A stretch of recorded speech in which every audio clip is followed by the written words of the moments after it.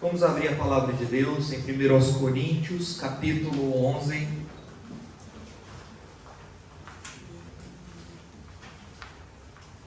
Os irmãos conseguem ouvir bem a minha voz aí ao fundo? Sim? Ok.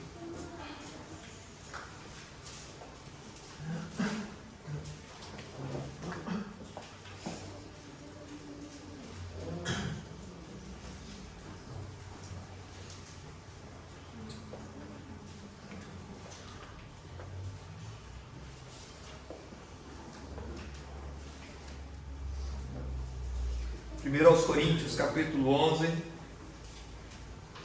Vamos ler a partir do versículo 17 até o 34. Assim nos diz a palavra de Deus.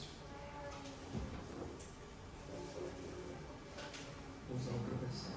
Pode ler essa outra versão, por favor.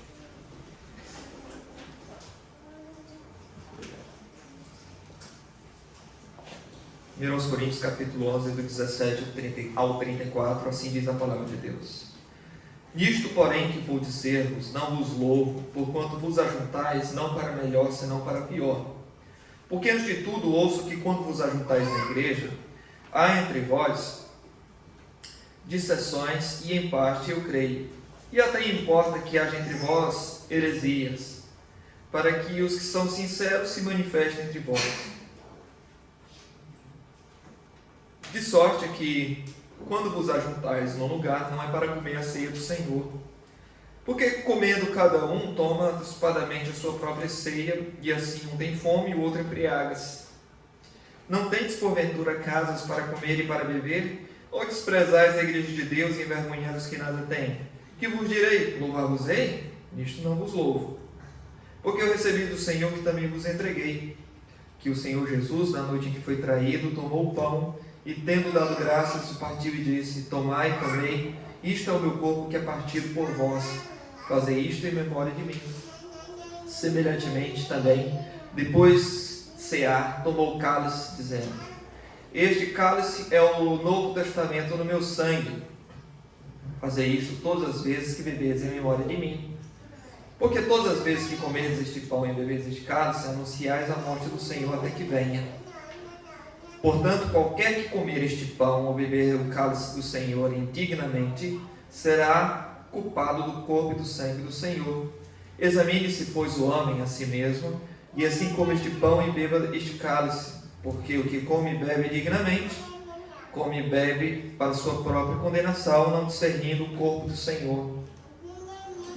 Por causa disto, há entre vós muitos fracos e doentes, e muitos que dormem, porque se nós nos julgássemos a nós mesmos, não seríamos julgados. Mas, quando somos julgados, somos repreendidos pelo Senhor, para não sermos condenados com o mundo. Portanto, meus irmãos, quando vos ajuntais para comer, esperai uns pelos outros. Mas se alguém tiver fome, coma em casa, para que vos não ajunteis para a condenação. Quanto às demais coisas, ordená-las-ei quando for. Amém. Meus irmãos, nós estamos numa série de pregações na primeira epístola de Paulo aos Coríntios, nós sabemos disso. E, meus irmãos, hoje nós chegamos à segunda parte do capítulo 11, que expressa aquele segundo bloco que nós chamamos de teologia do culto.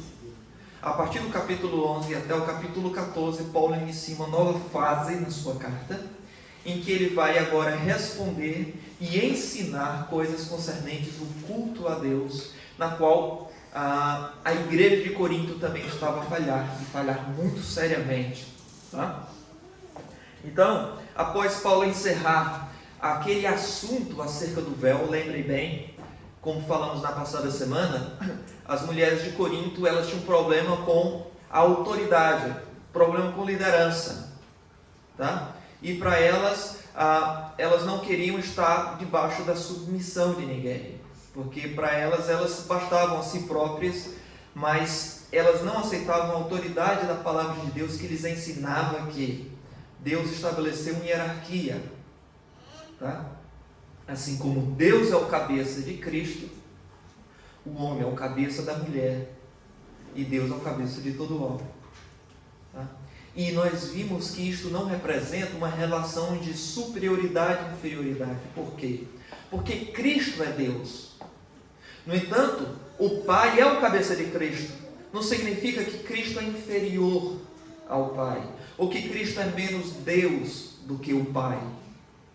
Tá? Porque Jesus, ele é Deus da mesmo poder, da mesma eternidade, da mesma essência e substância que o Pai.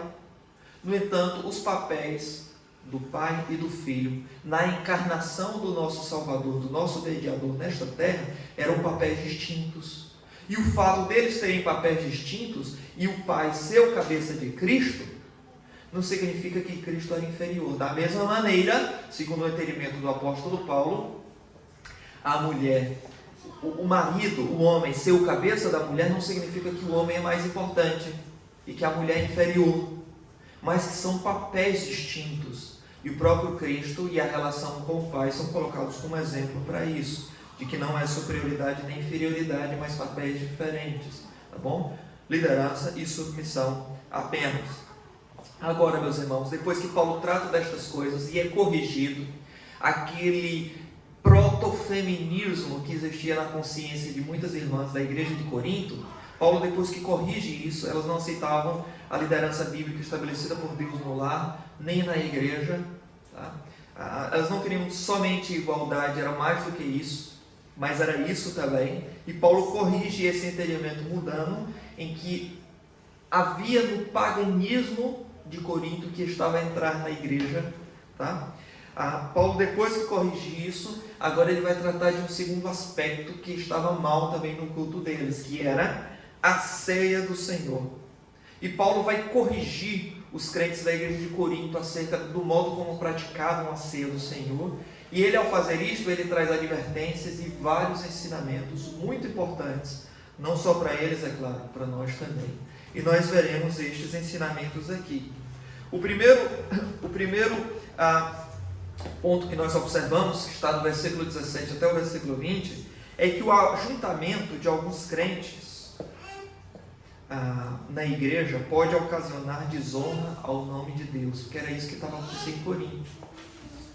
Na igreja de Corinto, irmãos, versículo 17, Paulo inicia dizendo: nisto, porém, que vou dizer-vos, não vos louvo. Olha que coisa interessante.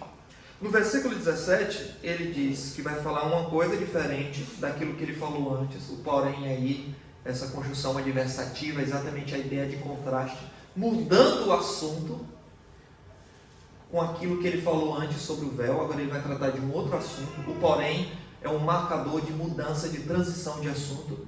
No entanto, ele usa algo parecido que ele já tinha usado no começo do capítulo 11, versículo 2. No versículo 2 do capítulo 11 ele diz: eu louvo-vos, irmãos, porque em tudo lembrais de mim e retei os preceitos conforme eu vos entreguei. Versículo 2, ele estava elogiando a igreja de Corinto, que estava obediente à palavra de Deus que Paulo ensinou. Olha que coisa. No entanto, no versículo 17, Paulo fala o contrário. Ele diz: nisto, porém, que vou dizer-vos, não vos louvo. Tá? Então, Paulo não tinha problema em reconhecer a graça de Deus na vida dos coríntios, quando os coríntios acertavam.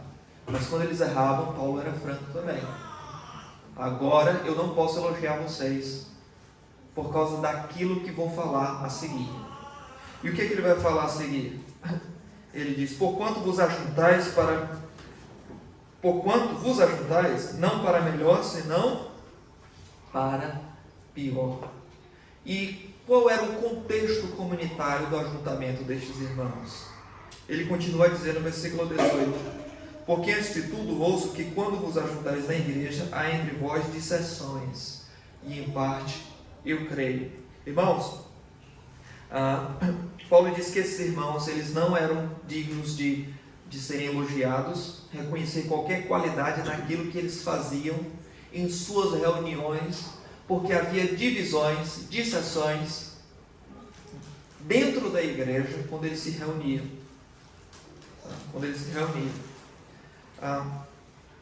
E Paulo, ele corrige isso dizendo que quando eles se reuniam, para cultuar ao Senhor e participar da ceia.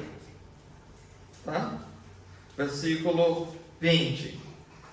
Não é a ceia do Senhor que vocês comem. Vocês se juntam, e quando vocês se juntam, o problema aparece. E há muitas igrejas que são assim, não é, irmãos? Uma igreja maravilhosa, abençoada. Você amaria congregar nessa igreja, até o momento que os crentes se juntam. Não é? Ali é identificado um problema. Tá? O problema na igreja estava tudo bem na igreja de Corinto. Mas quando os crentes se juntavam, aí apareciam os sintomas do que estava mal na igreja. Tá?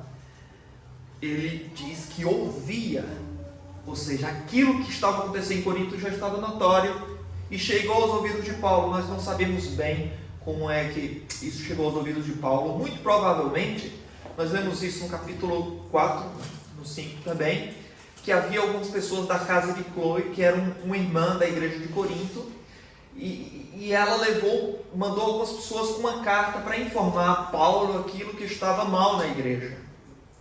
Talvez este é um dos pontos mencionados na carta, tá? De qualquer maneira, Paulo sabia do que estava acontecendo ali, porque quando eles se juntavam, Paulo diz, era para pior. Era para pior, tá? E Paulo, ele fala uma coisa que pode nos causar assim um parafuso, nos dar um parafuso assim, e a gente não se vê bem. Porque no versículo 18, irmãos, ele diz que a reunião deles acontecia para o pior e não para o melhor, no 17. No 18 diz que era porque tinha brigas na igreja, tinha divisões na igreja, versículo 18, e lamento por isso, é claro. Mas no versículo 19, irmãos, diz que, e até é necessário, ou até importa, que haja entre vós divisões. Olha que coisa, irmãos. No versículo 18 está dizendo, ele lamenta porque tem divisões na igreja, e no próximo versículo ele diz, até é bom que tenha divisões na igreja. Olha aqui como um versículo parece contrastar o outro, não é? Mas Paulo não está a se contradizer aqui, em poucas palavras, entre uma e outra. O que ele está a dizer é que no meio dos problemas da igreja, Deus usa aquela situação ruim para poder manifestar os crentes verdadeiros, que são fiéis, que são piedosos e que desejam obedecer ao Senhor e honrar a sua palavra. Mesmo no meio da situação ruim, ainda pode se manifestar alguma coisa boa que Deus esteja fazendo ali, que é o quê? Revelar quem é ovelha e quem é bode. Tá? Meus irmãos, a primeira aplicação que a gente tira daqui é um texto muito longo, então nosso propósito aqui é explicar e já ir fazendo aplicações do que deixar tudo para o final, tá bem? E a primeira aplicação que a gente tira aqui, irmãos, é que nós devemos ter muito cuidado e considerar sempre quando nos reunimos em perceber em que Cristo está sendo honrado em nossas reuniões, em nossos ajuntamentos, quando estamos juntos como igreja, não só no culto, mas em qualquer outra programação. Como Cristo está sendo glorificado ali. Tá? Essa igreja aqui, ela é um reflexo de muitas comunidades hoje. Devemos ter cuidado para que isso não aconteça no nosso meio, em que tudo está na mais perfeita paz, até o momento que crentes se reúnem. Irmãos, neste momento é que as dissensões aparecem. Por quê? Porque na igreja nós temos todo tipo de pessoas, irmãos. Todo tipo de pessoas. Bonito, feia, não é? Nós temos pessoas mais cultas, pessoas com menos possibilidade de ter estudado na vida, pessoas que falam outros idiomas, pessoas que só falam português. Na nossa igreja aqui, graças a Deus, temos uma diversidade étnica também, não é? Irmãos brasileiros, portugueses, tem ucranianos, tem irmãos de São Tomé e Príncipe, e tem alguma outra nacionalidade aí? Acho que não, né? Então nós temos também países aqui representados, tá? e muitas vezes opiniões políticas diferentes dos outros, opiniões teológicas também diferentes dos outros, e nada nos une a não ser Cristo. Cristo é o único que nos une aqui, irmãos. E isso deve ser o suficiente para nós. Se Cristo não nos unir, irmãos, não vale a pena nós nos reunirmos em torno de qualquer outra coisa. Tá?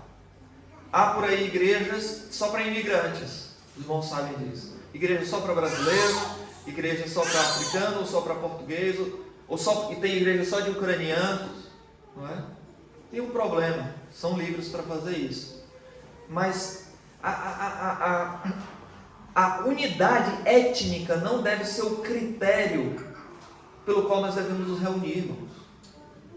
A nossa língua, nosso idioma não deve ser o critério determinante pelo qual devemos nos reunir. O nosso país não deve ser o fundamento da nossa unidade. Não pode ser, irmãos. Deve ser o Evangelho, o que Cristo fez por nós, pecadores, para salvar pessoas de todos os povos, tribos, línguas e nações. Se nós não percebermos isso, irmãos, e nós quisermos viver o nosso gueto, em distinção ao outro irmão que está no mesmo local, vai acontecer isso aqui, dissessões. E nós aprendemos com o erro da igreja de Corinto de que, quando isso acontece, Deus está revelando verdadeiros crentes fortes, maduros, crentes mais fracos e falsos crentes, e falsos convertidos. Tá? No momento de conflito, Deus revela ovelhas e Deus revela lobos.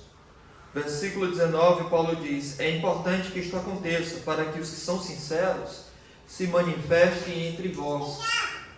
A sua tradução aí, talvez tenha a palavra, e até importa que haja entre vós heresias, não é? Bom, essa não é uma boa tradução. Ela é uma tradução da palavra grega, haireses, que pode ser traduzido como heresia também. Mas essa palavra haireses, ela significa divergências, dissensões.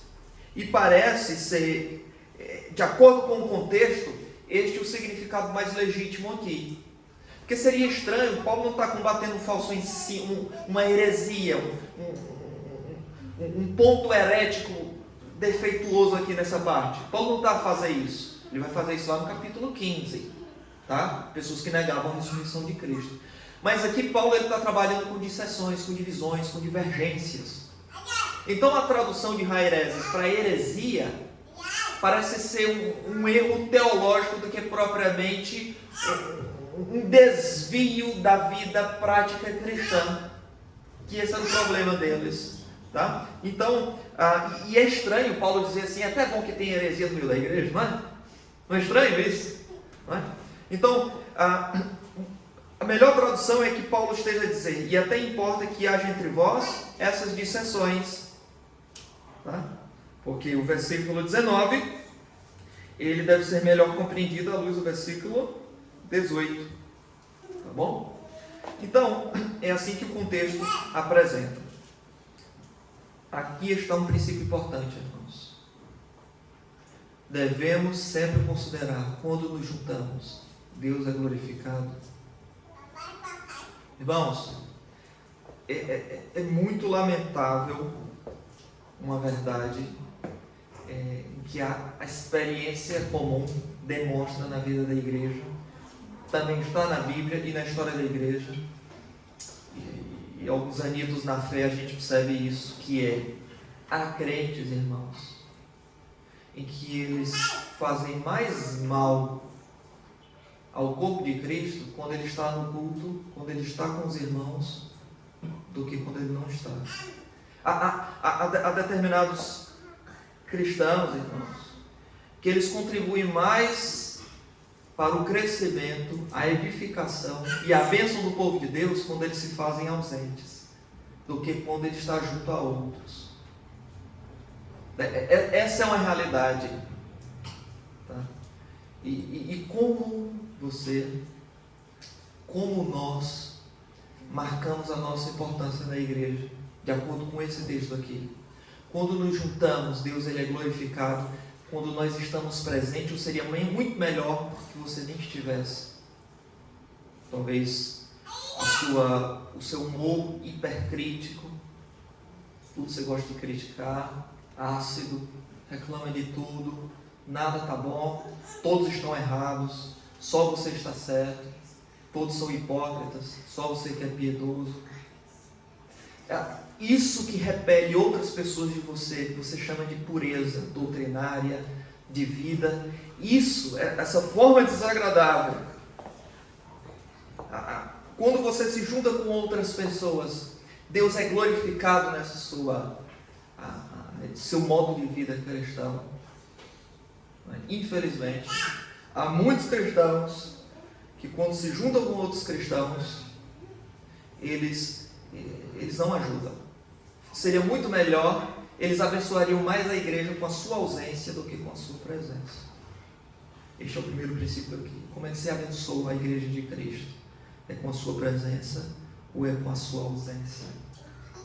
Tá?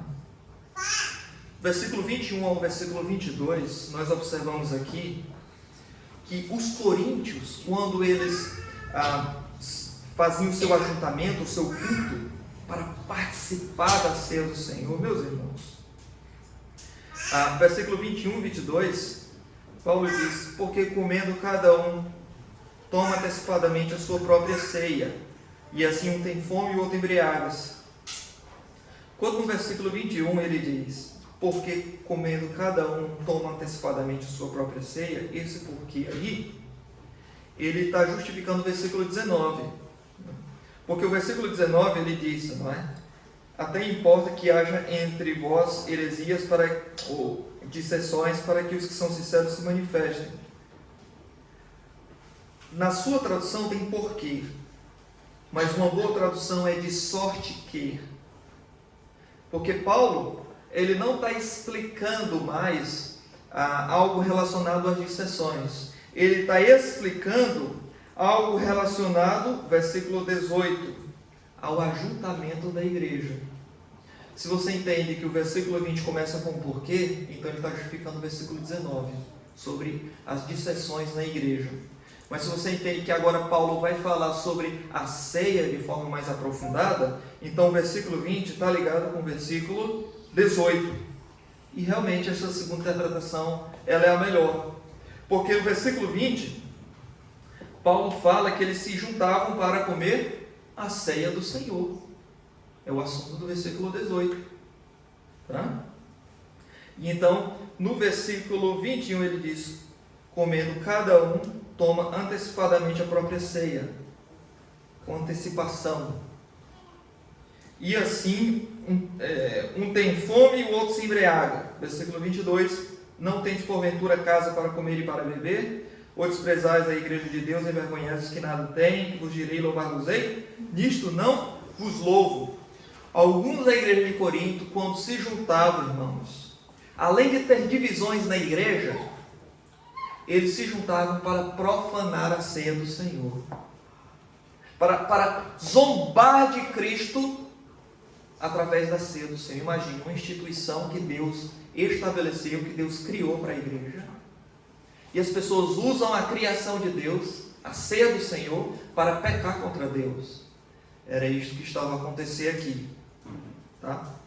Paulo dizia que cada um tomava antecipadamente a própria ceia. E enquanto isso, um outro irmão tinha fome e o outro se embriagava. O que é que significa isso? Naquela altura, irmãos, existia uma prática na igreja primitiva, no século I, que era chamada festa do amor, tá? ou também a festa do ágape. A festa do ágape era uma refeição comunal, uma refeição em comum que a igreja tinha no dia de domingo, tá? Todo domingo, e aquela refeição ali, ela era partilhada com toda a igreja e era unida com ela a ceia do Senhor. Então as coisas eram muito partilhadas, correlatas. Esta refeição com a ceia do Senhor.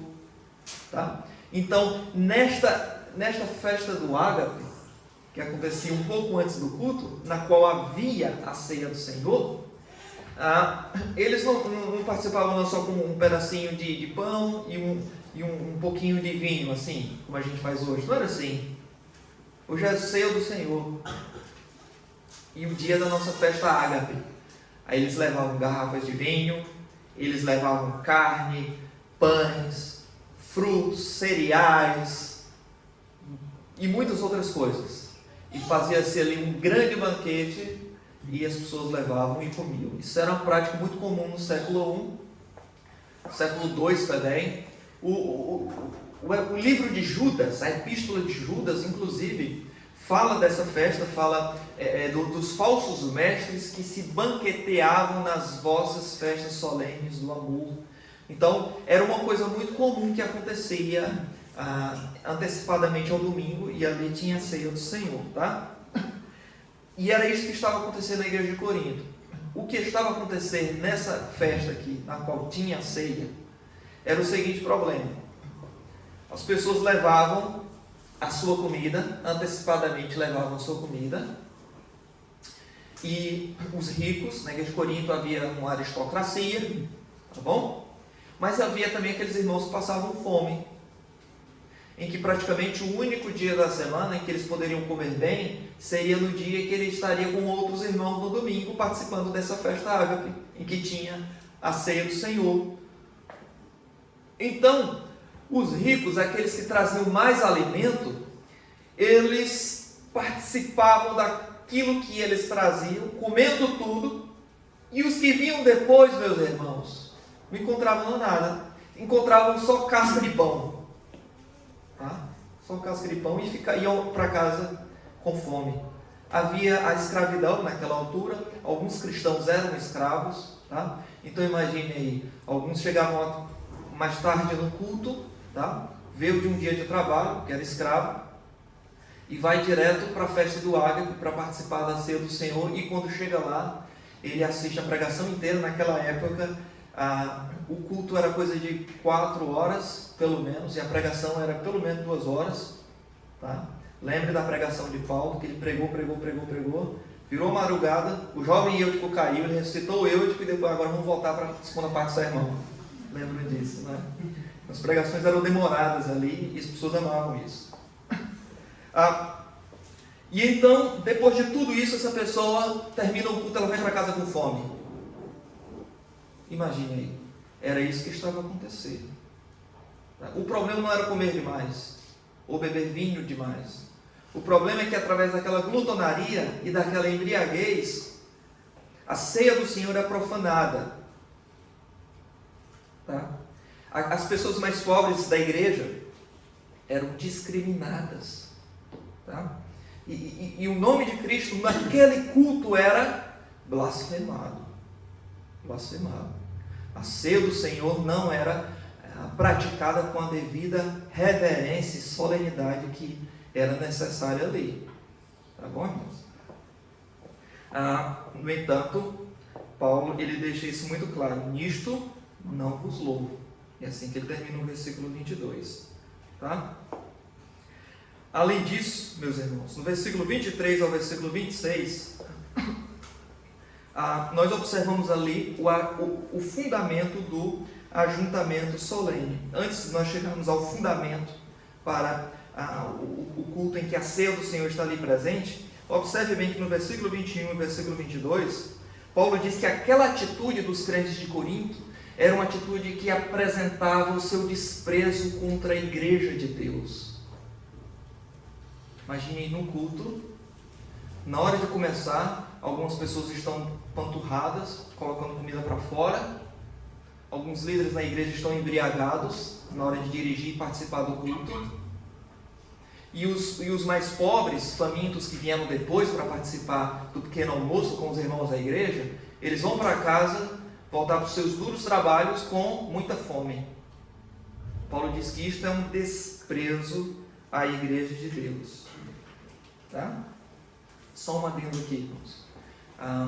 Paulo fala que alguns da igreja de Corinto, na hora da ceia, se embriagavam. É claro, isso deixa aqui explícito para nós que a o vinho era uma prática comum no Novo Testamento. Era vinho mesmo ali, não era sumo de uva. Tá bem, irmãos?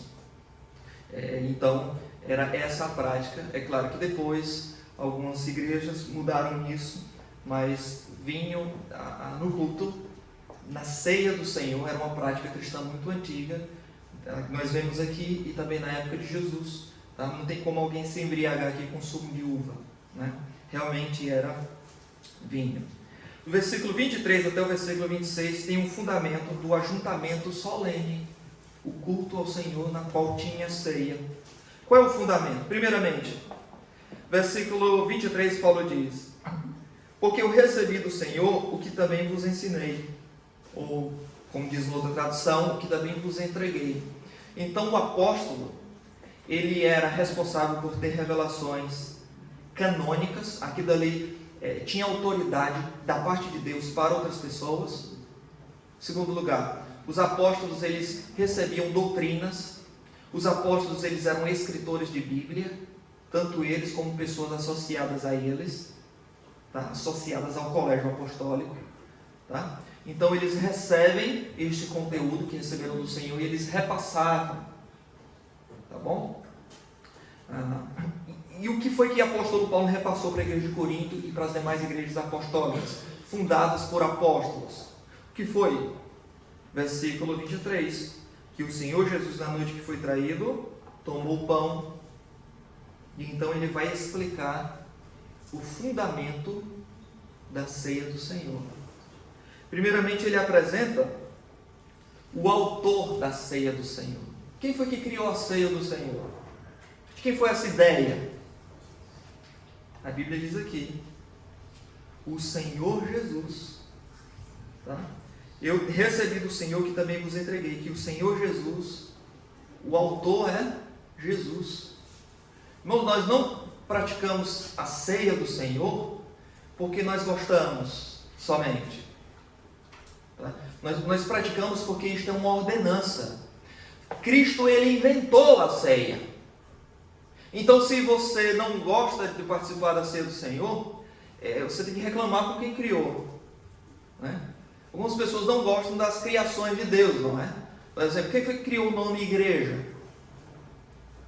Foi Deus. Edificarei a minha igreja, e as portas do inferno não prevalecerão contra ela. Tá? Então, algumas pessoas mudam o nome da igreja, comunidade cristã, qualquer coisa. Não gostam do nome. Jesus não tinha boa criatividade para eles. Eles têm boa criatividade, Jesus não tem. Né? Então, irmãos, Deus, ele é o criador até mesmo dos vocábulos que existem nas escrituras da Nova Aliança. Foi ele que criou a ceia. E ele é não somente o autor, mas ele é o responsável para que a ceia do Senhor aconteça de acordo com a sua vontade nas escrituras. E quando isso não acontece, irmãos, tá? Isso é um pecado contra o autor da ceia. E o autor da ceia recompensa aqueles que violam a sua instituição, a sua santa ordenança. Então ele fala aqui do autor da ceia, que é o Senhor Jesus. Paulo, ele apresenta também a ocasião da instituição da ceia. Em que momento a ceia foi criada? Paulo diz, né? Na noite que foi traído, tomou o pão e, tendo dado graça, partiu e disse: tomai e comei. Então a ceia do Senhor, irmãos, foi a primeira ceia do Senhor, foi a última Páscoa dos discípulos. Ali aconteceu a primeira ceia do Senhor. Tá? Foi na noite em que Jesus foi traído. E isso é para ficar muito fixo na nossa mente, irmãos. Sempre que nós participarmos da ceia do Senhor, nós devemos considerar exatamente isso. Eu estou participando de algo que foi criado na noite em que Judas cuspiu na face de Cristo. E eu participando da ceia do Senhor esta manhã, eu não posso agir igual a ele que agiu na noite em que Cristo foi traído. Eu estou participando do mesmo elemento em que Judas também participou. Eu não posso agir como um traidor também contra o meu Senhor ao participar desse sacramento, ao participar desta ordenança. A ocasião foi na noite em que Cristo foi traído. E o que foi que aconteceu ali? Ele tomou o pão, nós vimos, ele partiu e ele deu graças e disse: fazer isto em memória de mim. Isto é o meu corpo que é partido no lugar de vós. Então nós temos aqui os elementos da instituição da ceia, que é o pão, e mais à frente nós vimos, este cálice é o Novo Testamento, meu sangue. E o vinho, tá? E o vinho. E, meus irmãos, no decorrer da história da igreja, tem existido várias opiniões sobre o significado do que significa quando Cristo diz: isto é o meu corpo. Daqui a pouco vamos tratar sobre isso. Mas lembrem bem que Cristo deixa claro aqui que é o cálice do Novo Testamento do meu sangue. A melhor tradução aqui não é Novo Testamento, mas da Nova Aliança. A expressão aqui, Yatheke, ela deve ser melhor traduzida como aliança, como pacto. Este é o cálice da Nova Aliança, do novo pacto que estou a afirmar convosco.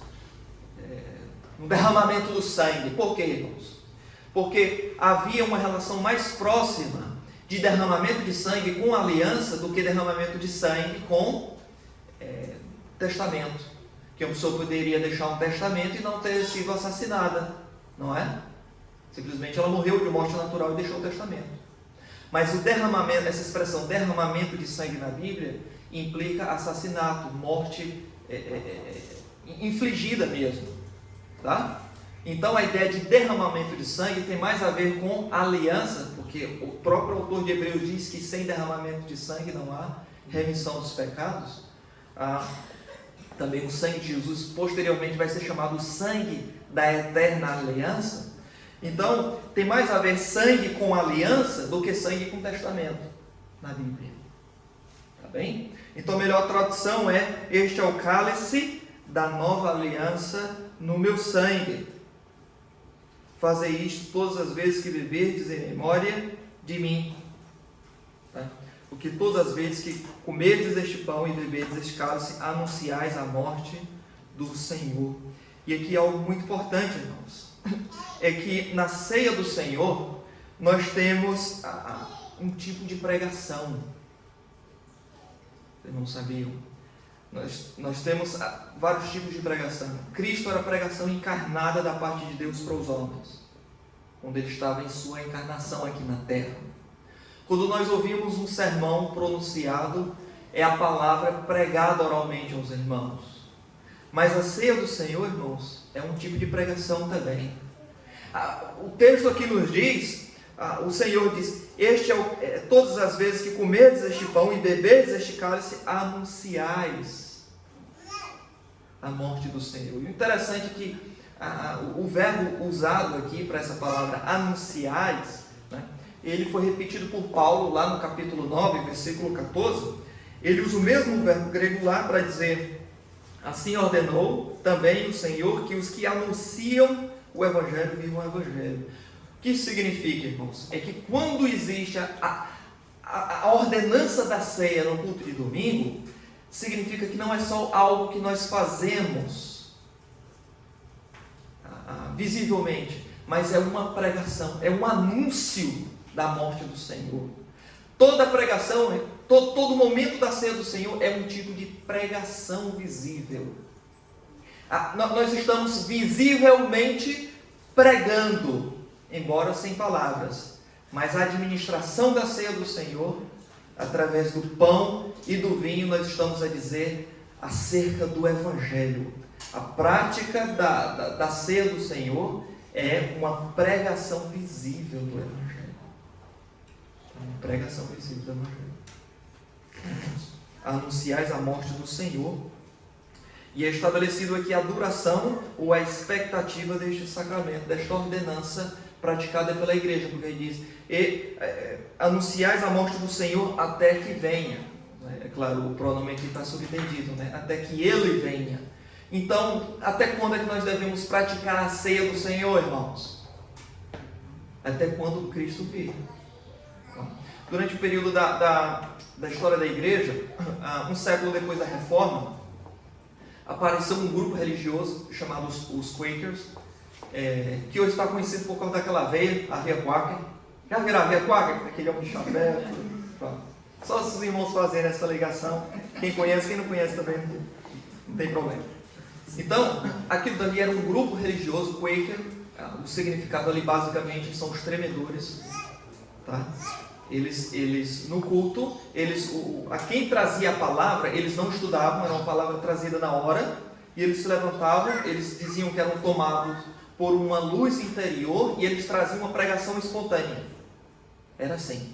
E eles se tremiam todos, eles tinham manifestações carismáticas, intensas, coisas assim, em suas reuniões, e eles negavam, os Quakers, eles negavam a prática das ordenanças do Senhor, o batismo e a ceia. Tá? O batismo e a ceia. Tá?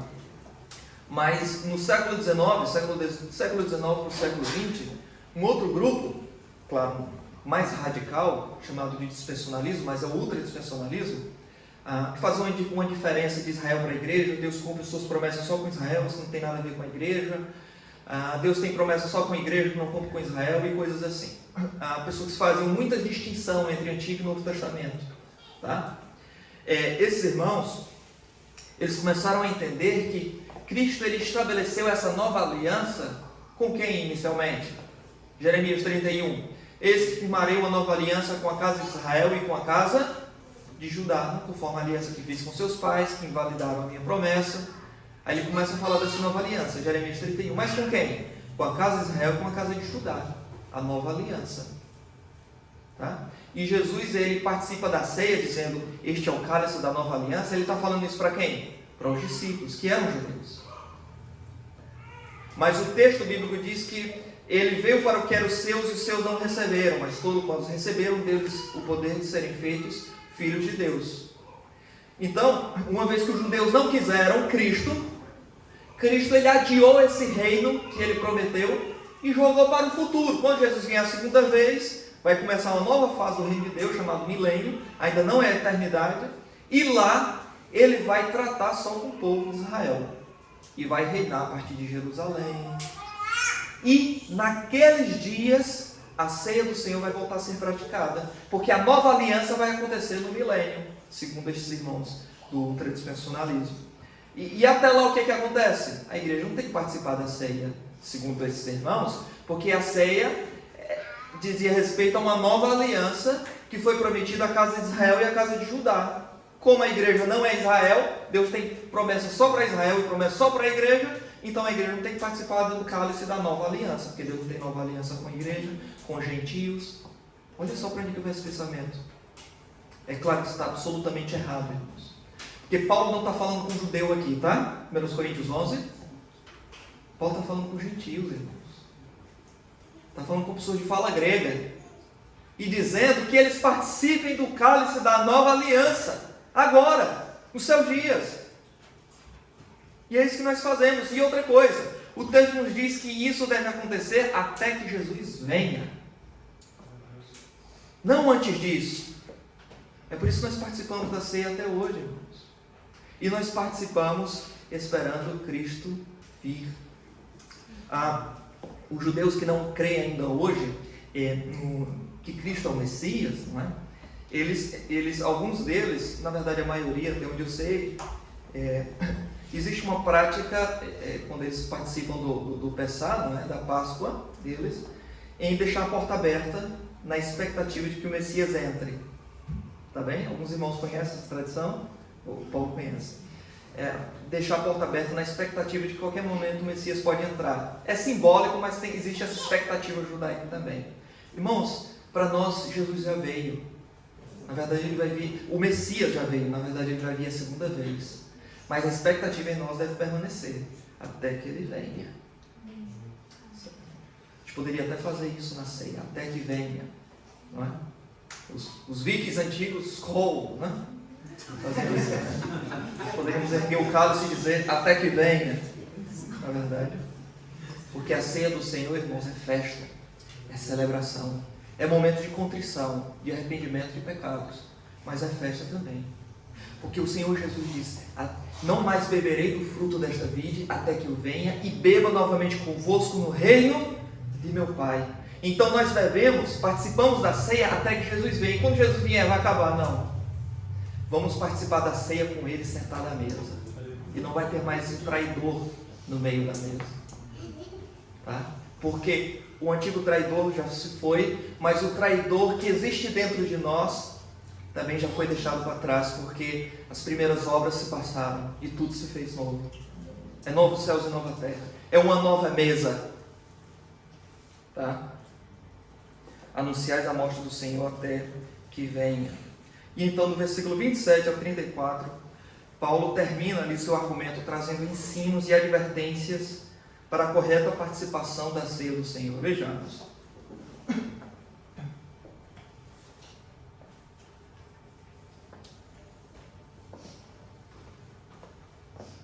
Portanto, qualquer que comer deste pão ou beber deste cálice do Senhor indignamente será culpado do corpo e do sangue do Senhor.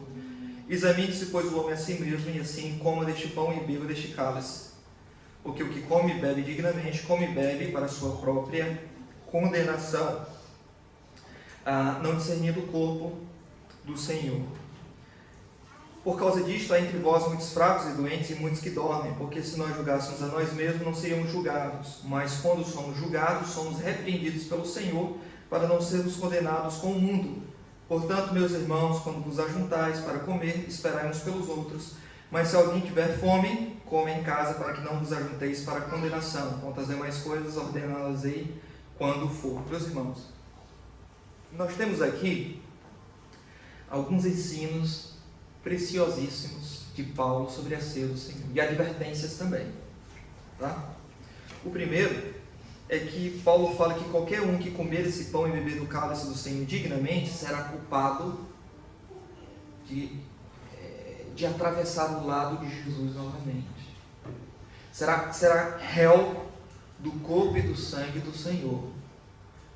Paulo diz, inspirado pelo Espírito Santo, que todo aquele que participa de forma indigna da ceia do Senhor é como se ele estivesse a zombar da cruz. É como se ele lavasse as mãos nas águas que Pilatos lavou. É como se ele estivesse novamente gritando em alta voz, solta Barrabás. Quando alguém toma da ceia do Senhor indignamente. Tá? Indignamente. Daqui a pouco nós veremos o que é tomar indignamente nas aplicações a seguir. Mas, meus irmãos, uma forma de não tomar indignamente é apresentado aqui, né, com essa conjunção, pois. Ele vai dizer, examine-se, pois, por isso, o homem a si mesmo. Não quer tomar a ceia do Senhor indignamente, então examine a si mesmo. Tá? E assim coma e beba, coma deste pão e beba deste cálice. O exame aqui, irmãos, ele não é só uma meditação, uma autorreflexão, um exame que é baseado naquilo que a Bíblia diz sobre mim, aquilo que a lei de Deus afirma que eu venho transgredindo contra o Senhor, contra o próximo, contra a sua igreja. Eu examino estas coisas e o resultado deste exame deve me levar a participar da ceia do Senhor ou não. Tá? Além disso, meus irmãos, Paulo fala que aquele que não faz isso, ele come e bebe para a sua própria condenação. Ora, se eles zombam da cruz de Cristo, eles estão comendo e bebendo para a sua própria condenação. Porque ele faz isso sem discernir o corpo do Senhor. E se você tem Almeida Revista Atualizada, nessa parte aqui diz, não discernindo o corpo, não tem a expressão do Senhor. Se você tem a Almeida Revista Corrigida ou Almeida Corrigida Fiel, tem lá, do Senhor. Por que existe essa discrepância em alguns manuscritos, mais do que nas traduções bíblicas? Isso está em tradução, em tipos de tradição manuscritológica. Alguns manuscritos trazem do Senhor, dando a ideia de que você tem que discernir os elementos da ceia que falam sobre Cristo crucificado. E aqueles manuscritos que não têm a expressão corpo do Senhor, mas só discernir o corpo, eles estão a falar acerca do corpo de Cristo, que é a igreja, nesse sentido. Então fica essa disputa aí entre alguns estudiosos. Ao que parece, meus irmãos, o versículo 29, ele está repetindo o assunto do versículo 27. O versículo 27 fala de alguém culpado do corpo e do sangue do Senhor. Do Senhor, aí está relacionado ao sangue e o corpo. E quando no versículo 29 fala não discernindo o corpo, convém que o do Senhor seja repetido. Essa também sempre foi a tradução mantida pelos reformadores e pela história da igreja através do texto tradicional. Então nós ficamos com ela, que ela condiz mais com o próprio contexto.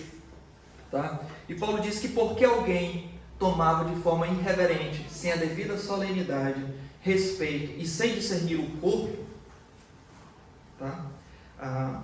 Meus irmãos, o que acontecia é dito aqui: por causa disto há entre vós muitos fracos e doentes, e muitos que dormem. Esse corpo do Senhor aqui, irmãos, não é só o Senhor Jesus crucificado representado na ceia, é isso também, tá? Mas o corpo aqui tem uma ambiguidade, ao que parece, proposital, porque é tanto aquilo que a ceia representa sobre Cristo, quanto aquilo que a ceia representa acerca da igreja, que é o corpo de Cristo. Lembre que no capítulo anterior, no capítulo 10, versículo 16, Paulo disse: porventura o cálice da bênção que abençoamos não é a comunhão do sangue de Cristo? O pão que partimos não é porventura a comunhão do corpo de Cristo? Versículo 16. Aí o versículo 17 ele diz: porque nós, sendo muitos, está falando da igreja, somos um só pão e um só corpo, porque todos participamos do mesmo pão. Então o corpo de Cristo, ele é apresentado no pão de forma representativa, mas também fala da igreja, que é o corpo de Cristo. E Cristo é a cabeça.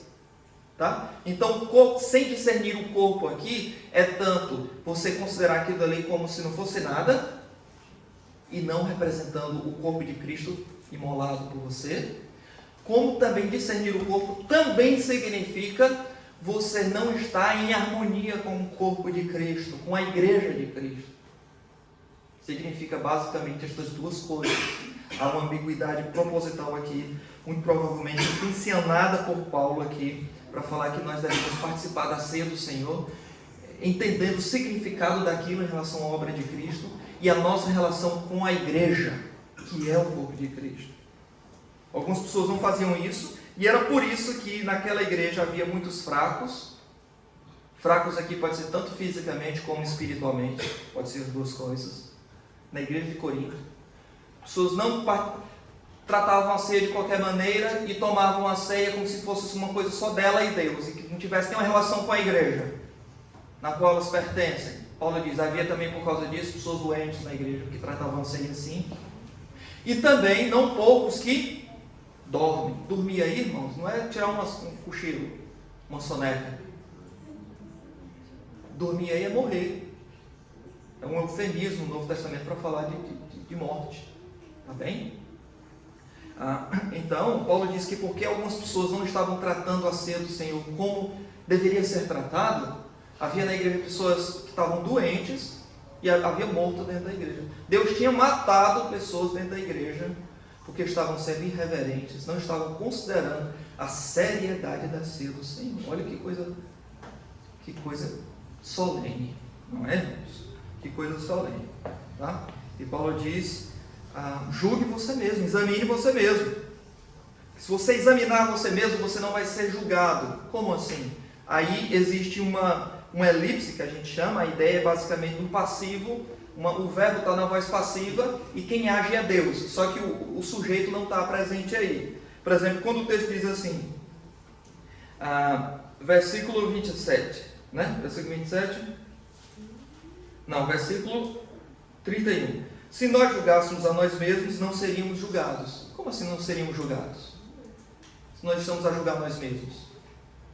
De acordo com o contexto aí, tá? O agente aí do verbo é Deus. E o verbo julgado aí, que está na voz passiva, ou seja, aquele que recebe a ação de alguém, de acordo com o contexto é Deus. Se nós examinássemos a nós mesmos e julgássemos o nosso próprio pecado, avaliando o nosso coração de acordo com a palavra de Deus, nós não passaríamos pelo julgamento pesado da mão de Deus. É isso que significa essa expressão aqui. Mas quando somos julgados pela nossa consciência, autoexame, somos repreendidos pelo Senhor através do homem examinar a si mesmo, para não sermos condenados com o mundo. E o versículo 33, Paulo conclui dizendo: portanto, meus irmãos, quando vos ajuntais para comer, esperai uns pelos outros. E aqui vem um esclarecimento de uma coisa muito importante que algumas igrejas praticam. A nossa igreja pratica isso, mas a base é essa, tá? E não é uma boa base, não é uma boa base, mas é um costume. Mas o que é, irmãos? Muitas igrejas, e a nossa inclusive tem esse hábito, na hora da ceia, toda a gente recebe a ceia, recebe o pão, e toda a gente recebe o vinho. Toda a gente recebeu, tem que esperar ser entregue lá. Esperou, todo mundo, tomar toda a gente junto o cálice e comer toda a gente junto ali o pão, tá? Irmãos, geralmente é usado esse texto aqui: espere uns pelos outros para poder participar, ali receber o copinho, receber o pão para poder participar junto. Esse texto não está falando disso, irmãos. Esse texto aqui está falando de a igreja de Corinto. Alguns chegavam com a comida antes e outros vinham depois para a festa do amor, para a festa ágape. E quando eles chegavam, já tinha gente, já tinha comido tudo e bebido todo o vinho, embriagado, e não esperava os irmãos que chegavam depois e ficavam com fome. E Paulo diz: espere, não seja egoísta, tá? Ele não está falando aqui de um esperar o outro sincronizadamente tomar o copinho na mesma hora, tá? Então esperar uns pelos outros aqui não significa isso, tá bom, irmão? Se a gente faz por hábito, ok, não tem nenhum problema, mas não tem essa base bíblica justificando isso, tá bom? Por isso, se a gente mantém ou altera isso, na reforma, por exemplo, as pessoas que recebiam já iam tomando durante o período da reforma protestante, e a igreja primitiva também era assim. Na verdade, a igreja primitiva era um cálice único, tá? Era só um cálice, passava por toda a igreja, e um pão tirava um pedaço e dava para outro e para outro. É claro, com o Covid isso fica difícil, não é? Mas eu já cheguei a participar, e tem igrejas ainda assim. Eu participei de um culto aqui em Portugal que era cálice único, fui lá com o Ramone, foi o primeiro e último que nós participamos. Enfim, então geralmente era uma igreja assim mais antiga. O mais jovem ali, tirando eu e a minha família, o mais jovem ele tinha 60 anos e eles tossiam muito, e a gente estava no último da fileira. Eles passavam ali com o cálice e com o paninho, né, para dar aquela sensação de limpeza, mas espalhava na verdade. E a gente era o último, tinha um senhor perto da gente e passou o cálice para a gente fechou os olhos e meus irmãos. Mas a Bíblia não estabelece a forma, deve ser cálice único, quantos cálices é que devem ser. A Bíblia não estabelece a forma. A Bíblia estabelece que tem que ser quando a igreja está unida, fisicamente, quando vos ajuntais. Por isso, biblicamente, não existe a ideia de ceia online. Tá bom, irmãos? Nós respeitamos irmãos que fazem isso. Mas, biblicamente, o ajuntamento aqui é físico. Tá? Quando vos ajuntais, comer de um só pão. Se cada um está em casa pegando o seu próprio pão, que comprou na mercearia ou coisa assim, não é a mesma coisa que está aqui no texto bíblico. Tá bom? A ceia, ela requer que seja algo físico entre os crentes. E aplicações aqui para a gente terminar. A ceia do Senhor, meus irmãos, é mais que um memorial e deve nos preparar para a mesa do Senhor, que vai acontecer no momento que a ordenança é praticada. Algumas pessoas, no decorrer da história da igreja, tinham visões diferentes. A igreja católica romana, ela entende que a ceia do Senhor, ela é a transformação do vinho. O vinho se torna literalmente o sangue de Jesus, com glóbulos vermelhos, brancos, todas as propriedades estão ali presentes, mas externamente tem aparência de vinho, mas na substância não é vinho. E o pão literalmente se torna na carne de Jesus, com ossos, peles, unhas. É a carne de Jesus ali, tá? Tem gosto de pão, tem cheiro de pão, tem cor de pão, mas não é pão, porque a substância ali mudou. Por isso que chama-se transubstanciação. Nós não cremos nisso, irmãos. Quando Jesus diz isto é o meu corpo, ele ainda estava vivo. Ele estava pegando nele mesmo e mandando ele comer ele próprio. Como é que é isso? Não é? Então, não era isso. Isto é simbólico. É quando Jesus diz assim, ó: eu sou a porta das ovelhas. Significa que Jesus tem lá uma maçaneta que tem chave? Não tem nada disso. Quando Jesus diz assim, ó: eu sou a videira verdadeira, significa que ele é uma árvore? Não significa nada disso. Então, quando Jesus ele usa o verbo que nós usamos aqui, isto é o meu corpo, ele não está dizendo que é literalmente o corpo dele, até porque ele estava vivo ainda. Tá? Então é claro que essa visão ela está errada. E além disso, no sacramento da missa, que significa basicamente sacrifício, a tradução de missa, o significado mais geral, todo domingo Cristo ele é sacrificado ali nos elementos da ceia. Tanto que alguns ainda hoje creio que fazem isso, mas a hóstia ela é recomendada para que você não mastigue. Se coloque na boca, vai derretendo, porque o corpo de Jesus que está ali, você não pode mastigar o corpo de Jesus. E o que sobra ali é guardado dentro da caixinha e colocado de lado. Não é? E quem que participa só do vinho? Quem que toma o vinho? É só o sacerdote. Não é? Mas Jesus diz: tomai e comei dele todos. Porque Jesus está mandando toda a gente participar. Tem alguma coisa errada aí, pois não? Então nós não cremos nessa visão. A outra visão era a visão de Martinho Lutero, que dizia que a ceia do Senhor, Jesus está presente na ceia do Senhor, com a ceia do Senhor, com a substância dele lá. Não é que se transformou, mas o corpo de Jesus está com a ceia. É como se fosse, ele usava um bom exemplo que os luteranos usam para isso, é uma esponja em que ela absorve, está cheia de água ali, tá? A água não se transforma na esponja, nem a esponja na água, mas a água está na esponja, sob a esponja, com a esponja, tá? Então, se você espreme ali, sai a água. Então, o corpo, o pão e o vinho, a natureza humana, física de Jesus está com aqueles elementos. É claro, eles tentaram fazer isso para poder ter um entendimento mais literal do que Jesus diz: isto é o meu corpo. Mas nem isso resolve, porque senão Jesus deveria ter dito: isto tem o meu corpo. Não é? Então, isso também não resolve. Além disso, veio outra terceira visão, defendida por Zwinglio, que era um reformador, mas essa era a visão de muitos anabatistas, que dizia que a ceia é só um memorial. Já foi para outro extremo. Não, a ceia é só você se lembrar que Jesus morreu por você e pronto.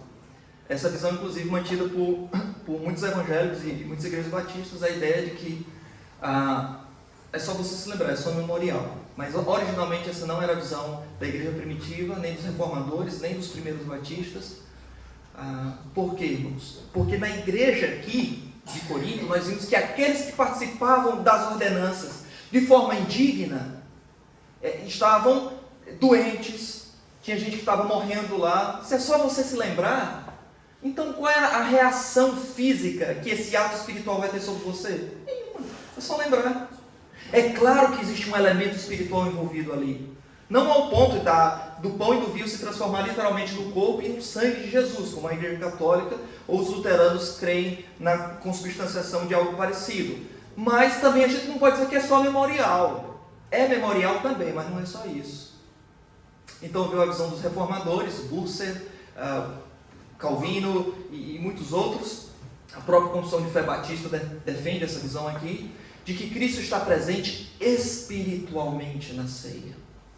É por isso que a ceia do Senhor é um meio de graça. Não porque Ele lhe salva, mas porque você que é salvo tem a sua fé nutrida e alimentada quando você participa da ceia do Senhor dignamente. Tá? E o que é participar da ceia do Senhor dignamente? Não significa que você está se sentindo bem. Hoje, checkpoint aqui, todos os 10 acertei, domingo estou lá na ceia. Se você tomar a ceia desse jeito, eu digo: não tome a ceia, meu irmão. O seu coração está cheio de orgulho. Não é isso. Não é você se sentir bem. Não é você, foi um crente 100%, agora você nunca vai tomar a ceia do Senhor assim. Tomar a ceia do Senhor indignamente, irmãos, é a mesma coisa que sem discernir o corpo. E o corpo aqui, nós vimos que também é a igreja. Tá? Então, tomar a ceia do Senhor indignamente significa você está divorciado do corpo de Cristo. Ou seja, se você está em disciplina eclesiástica, você não deve participar, porque a ceia é comunhão com o corpo de Cristo, e você está debaixo de disciplina eclesiástica. Se você não pertence a nenhuma igreja, é evangélico, aceitou Cristo, foi até batizado, mas não pertence a nenhuma igreja, eu recomendo que não participe da ceia do Senhor, porque você não está formalmente vinculado a nenhum corpo de Cristo. Se está pelo menos no processo, congregando, e no processo de se tornar membro, ok, demonstra interesse, relação, a gente lhe conhece, conversamos, e nós entendemos que você, pelo menos de forma informal, participa do corpo de Cristo, porque isto é percebido. Mas se nem isso, então para que você participa da ceia do Senhor? Se você não está em comunhão com nenhum corpo, nem quer estar, nem se propõe a isso, por que você participa da ceia de um corpo que você não pertence, nem tem desejo de participar? Tá? Então, isso não pode acontecer. Nós não devemos trivializar, banalizar a ceia do Senhor. Tá bem, irmãos? Não devemos. A ceia do Senhor nós devemos tomar com absoluta reverência. Você deve estar em comunhão com o corpo. E minha terceira aplicação é exatamente essa. Você tem discernido o corpo ao participar da ceia do Senhor? Na hora que você participar da ceia do Senhor, como é que está a sua relação com o corpo de Cristo aqui? Ou você não tem relação? Ou a relação é tão ruim que quando você se junta, você traz mais mal do que bem? Ou não, a relação de edificação? Rapaz, queria que fulano de tal estivesse aqui. Não é? É bom quando a gente sente isso dos irmãos. Inclusive, na nossa até reunião de homens, faltou um irmão, e o irmão não pôde ir porque estava trabalhando. E nós até falamos sobre o meu irmão, o irmão faltou, não pôde ir, não tem problema, mas meu irmão, nós tínhamos demais sua falta. A gente até dizia, rapaz, se o fulano de tal estivesse aqui, ele ia até falar essa piada, a gente ia rir desse jeito. O irmão já sabe quem é, né? Então, isso é bom, meus irmãos. Mas se você não tem esse contato, se você não tem comunhão com o corpo, por que você vai participar da mesa do Senhor daquele corpo? Você não tem contato, não quer participar formalmente daquele corpo. É o crente ninja. O crente ninja é aquele que, de uma hora para outra, joga uma bola aqui de fumaça, mudou tudo, o irmão já está dentro do carro, já está longe já. Subiu. Rapaz, cadê o fulano? Já está carregando lá nos travões, já está saindo. Passando a marcha, já está longe. Aí você vai participar da ceia do Senhor e não discerne o corpo. Lembre da igreja de Corinto. Isso é uma coisa muito séria, meus irmãos.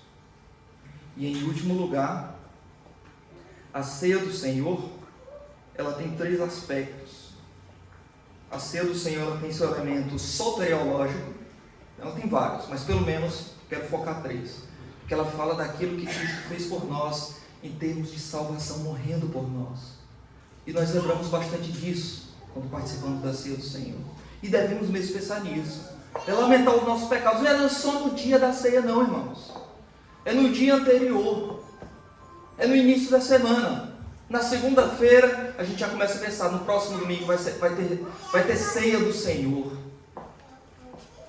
E você já começa confessando o seu pecado diante de Deus, pedindo perdão ao irmão que você ofendeu. Não deixe para resolver as suas pendências na hora que você está com o cálice e o pão na mão, examinando a si mesmo. Examinar a si mesmo não é só na hora, é antes. Você vê lá no boletim que tem mesa, irmãos, dia do Senhor, no próximo domingo haverá ceia do Senhor. Não é só para você se informar sobre isso, é para você já começar o autoexame. Tem misericórdia de mim, Senhor. Como é que eu estou na minha relação com o corpo de Cristo? Okay? Então, ela tem esse elemento soteriológico, ela tem esse elemento eclesiológico, ou seja, fala da nossa relação com a igreja, tá? E ela tem o seu elemento também cristológico, porque nós estamos pecando contra as naturezas de Cristo quando nós participamos indignamente. A ceia do Senhor, ela é um meio de graça que nutre a nossa fé. E se ela é tomada indignamente, quando estamos brigados, não participamos de nenhuma igreja, não queremos nos relacionar, nada disso, estamos debaixo de pecados sérios. Então, irmãos, e nós ainda teimamos em tomar a ceia, sabe qual é o maior ato que a liderança de uma igreja pode fazer com você? É ele chegar, a liderança da igreja chegar para você e dizer assim: meu irmão, o irmão está vivendo dessa maneira aqui, a irmã está vivendo dessa forma aqui, contra a lei de Deus. Não participe da ceia do Senhor, não. Pastor, eu sou batizado, eu sou membro aqui. É verdade, irmão. Mas a irmã já examinou a si mesmo? Sim, já. O irmão já examinou a si mesmo? Já. Mas para mim está tudo bem, pastor. Pois então está ruim, irmão. Porque se para você está tudo bem... Irmãos, nem sempre o autoexame resolve. Sabe por quê? Porque às vezes estamos tão endurecidos no nosso pecado que quando nós examinamos a nós mesmos, nós só queremos respostas afirmativas. Aí é onde entra o outro irmão dizendo: não faça isso não, meu irmão. Você vai se tornar réu do corpo e do sangue de Jesus. Não participe da ceia do Senhor, não. Isso é uma expressão de amor, para que você não seja julgado pelo Senhor. Tá bem? Isso é uma expressão de amor. Não é de raiva, nem nada, não. É expressão de amor quando você é privado da ceia. Que você está tão endurecido que você não consegue nem ver o seu próprio pecado. Seus irmãos observam isso e precisam de ensinar e de chamar a atenção sobre isso, até que você retorne à sensatez e participe conosco desta festa. Tá bem? Então, esta é a minha aplicação para os irmãos. E já que é um meio de graça, meus irmãos, a Bíblia não deixa para nós claro sobre a periodicidade e a frequência em que deve acontecer a ceia do Senhor. Paulo diz: tomais a ceia uma vez por mês. Assim que ele diz? Ele não diz. O entendimento de muitas igrejas da Reforma era que a ceia do Senhor acontecesse semanalmente.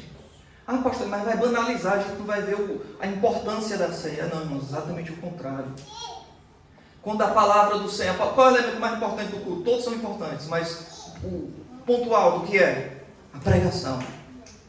Significa que cada vez que a pregação é dada semanalmente, nós estamos desvalorizando e ela perde o seu valor e o seu brilho? Não. Na verdade, cada vez que ela é pregada semanalmente como meio de graça que Deus usa para nutrir a nossa fé, nós queremos mais pregação, quanto maior a frequência, melhor. E por que a ceia do Senhor, que também é um meio de graça, que nutre a nossa fé, nós queremos uma vez por semana, uma vez por mês? Não é? Não é melhor se nós tivéssemos a nossa fé nutrida mais vezes durante o mês? Era assim que muitas igrejas da Reforma faziam. Tomavam a ceia do Senhor semanalmente. Tá? E essa é uma boa ideia, não é? Uma boa ideia. E a igreja de Corinto se reunia no dia do Senhor também para fazer isso, tá? Então, essa é uma boa ideia de acordo com as Escrituras. Meus irmãos, que a palavra do Senhor fique guardada do seu coração, e sempre que você participar da ceia, tenha agora esta palavra de 1 Coríntios 11 guardada dentro de você. E se você não participou daquilo que a ceia representa, Cristo, Ele quer lhe mostrar as realidades na qual a ceia do Senhor apresenta-se a ti, que é a salvação, que é salvar a tua alma, que é transformar a tua vida. Você sair daqui como alguém que foi aspergido pelo sangue da nova aliança, salvo, transformado, com um novo coração. Tome essa decisão por Cristo, porque Ele diz que todo aquele que vem a mim, de modo algum o lançarei fora. Não existe um pecado tão infeliz, tão desgraçado que você tenha feito, que o sangue de Cristo, vermelho como é, não possa purificar.